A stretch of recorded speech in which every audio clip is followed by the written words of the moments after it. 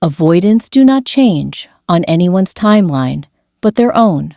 They do not soften because someone waited patiently for a few weeks. They do not suddenly become emotionally available because someone proved their worth through grand gestures. The transformation from avoidant to secure, if it happens at all, unfolds over months or years of consistent experience that slowly rewires deeply ingrained attachment patterns. This reality is brutal for anyone seeking quick resolution, immediate commitment, or predictable progress.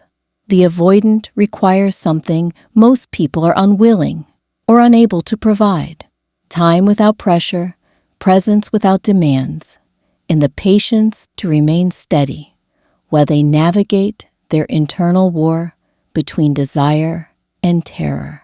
Subscribe to understand why rushing an avoidant guarantees failure, and how the long game protects your peace while giving connection a real chance. The illusion of linear progress. The biggest misconception about engaging with an avoidant is expecting steady forward movement. People assume that if they do everything right, maintain boundaries, give space when needed, the avoidant will progressively become more open and available. But avoidant attachment does not heal linearly. There will be moments of profound connection followed by sudden withdrawal.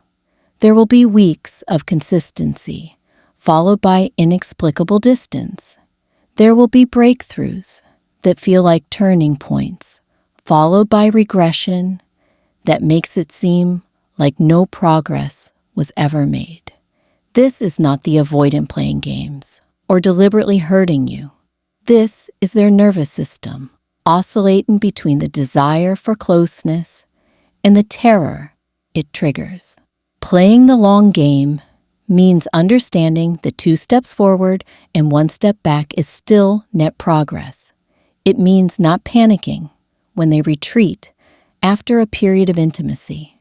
It means recognizing that their pattern will repeat until enough positive experiences accumulate to override years of conditioning that taught them connection equals pain. Consistency over intensity. Avoidants are not moved by dramatic displays of affection or passionate declarations of love. These expressions trigger their defenses because intensity feels overwhelming and unsustainable. What actually penetrates their walls is boring, unglamorous consistency. Showing up when you say you will. Remaining emotionally stable when they pull back. Demonstrating through repeated experience that you are safe, that your interest is steady rather than volatile, that you will not punish them for needing space or reward them excessively for temporary closeness. This kind of consistency takes months to establish credibility. The avoidant has been disappointed, abandoned, or engulfed before. They do not trust easily because trust has historically led to pain. Playing the long game means accepting that you are not proving yourself over days or weeks. You are building a track record that will eventually, slowly, allow them to believe that maybe this time could be different. But this only works if you are genuinely consistent, not performing consistency while secretly resenting the pace or keeping score of every effort you make. The question you must answer first, before committing to the long game with an avoidant, you need to ask yourself one critical question. Is this what I actually want for my life? Playing the long game is not a strategy to win someone over. It is a fundamental acceptance of what relationship with this person will require, possibly indefinitely. Are you willing to exist in a dynamic where emotional availability is unpredictable, where commitment unfolds at a glacial pace, where your needs for reassurance and consistent intimacy may not be met for a very long time, if ever. There is no judgment in answering no to these questions. Choosing not to play the long game does not mean you are impatient or incapable of understanding attachment theory. It means you are honest about what you need and unwilling to sacrifice your well-being indefinitely for the possibility that someone might eventually change. But if you answer yes, if this person in this connection feel worth the uncertainty, then playing the long game requires radical acceptance. You cannot resent them for being who they are. You cannot keep hoping they will speed up their process. You cannot make their emotional availability the metric by which you measure your worth.